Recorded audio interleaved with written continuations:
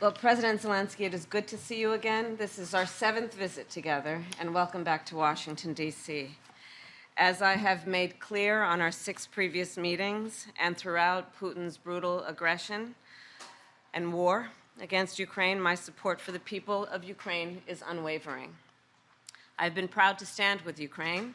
I will continue to stand with Ukraine, and I will work to ensure Ukraine prevails in this war. To be safe, secure, and prosperous, the United States must continue to fulfill our long-standing role of global leadership. We must stand with our allies and our partners. We must defend our democratic values and stand up to aggressors. And we must stand for international order, rules, and norms. Each one of these principles is at stake in Ukraine. And that is why Ukraine's fight matters to the people of America. The Ukrainian people are bravely defending their homes and their homeland, their freedom and their democracy against a brutal dictator. And the American people know well the meaning of freedom, of independence, and the importance of rule of law. These ideals are central to who we are as Americans. And some of the most important moments in our history have come when we stood up to aggressors like Putin, just as we must today. Indeed, standing with our friends and defending our ideals against tyranny has helped make America the most powerful and prosperous nation in the world. Putin's aggression is not only an attack on the people of Ukraine, it is also an attack on fundamental principles such as sovereignty and territorial integrity. International rules and norms are not some abstract notion. They provide order and stability in our world. They support American security and American prosperity. And when they are threatened anywhere, they are threatened everywhere. History has shown us if we allow aggressors like Putin to take land with impunity, they keep going. And Putin could set his sights on Poland, the Baltic states, and other NATO allies. We also know that other would-be aggressors around the world are watching to see what happens in Ukraine. If Putin is allowed to win, they will become emboldened. And history reminds us, and history is so clear in reminding us, the United States cannot and should not isolate ourselves from the rest of the world. Isolation is not insulation. So then, the United States supports Ukraine not out of charity, but because it is in our strategic interest. We will continue to provide the security assistance Ukraine needs to succeed on the battlefield, as demonstrated by President Biden's significant announcement earlier today.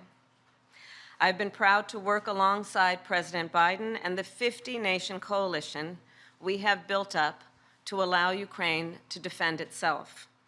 Thanks to this coalition and the skill and the bravery of the Ukrainian people, along with your courageous leadership, President Zelensky, Ukraine has stood up to Russia's aggression, and today, Kyiv stands free and strong. President Zelensky, I am clear. Putin started this war, and he could end it tomorrow if he simply withdrew his troops from Ukraine's sovereign territory. Of course, he has demonstrated no intention of doing that. Instead, he continues to assault civilian infrastructure and terrorize the people of Ukraine. In Switzerland in June, along with 90 other nations at the Ukraine Peace Conference, I told you that the United States shares your vision for the end of this war, an end based on the will of the people of Ukraine and the UN Charter, and that we must work with the international community to secure a just and lasting peace. And I told world leaders there, nothing about the end of this war can be decided without Ukraine.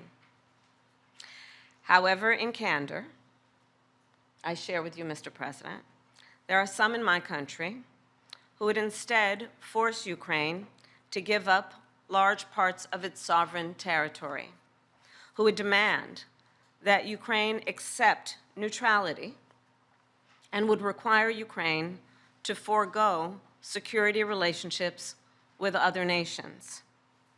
These proposals are the same of those of Putin. And let us be clear, they are not proposals for peace. Instead, they are proposals for surrender, which is dangerous and unacceptable. So, President Zelensky, I look forward to our discussion today, and I will continue to work with you to ensure Ukraine prevails in this conflict and remains a free, democratic, and independent nation. Welcome back again. Thank you so much. Madam Vice President, thanks for the invitation. Happy to see you. Dear journalists, I want to especially thank you for your participation in the Peace Summit. And really, it was very important, and we remember it. The format was successful. We are preparing the second one now. We have to end this war. We need a just peace, and we must protect our people, Ukrainian families, Ukrainian children, and everyone from Putin's civil. And we are grateful to America for supporting Ukraine all along. And we'll have an important meeting today, right after I'd talked to President Biden about the plan of victory, and I will share some details of the plan with Vice President Harris. It's crucial for us to be fully understandable and to work in a full coordination with the United States. And this morning I talked also to the congressmen, both chambers, both parties, and I'm thankful for the bipartisan support. We believe this war can be won and just peace can be closer only with the United States. Madam Vice President, this is our, you said, seventh meeting? Seventh, and not last.